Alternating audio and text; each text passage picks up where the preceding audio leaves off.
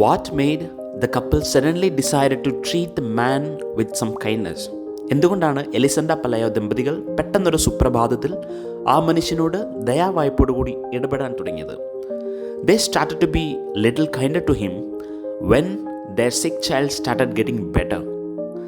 They thought it might be a sign that the old man, maybe an angel, had something to do with the healing.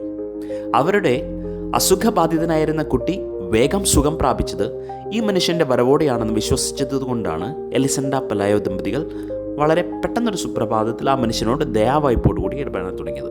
അദ്ദേഹം ഒരു ദൈവദൂതനായിരിക്കുമെന്നും അദ്ദേഹം കാരണമാണ് അവരുടെ കുഞ്ഞിൻ്റെ അസുഖം ഭേദമായതെന്നും അവർ വിശ്വസിച്ചു. മനസ്സിലായല്ലോ? They started to be little kinder to him when their sick child started getting better. They thought it might be a sign that the old man, maybe an angel, had something to do with the healing.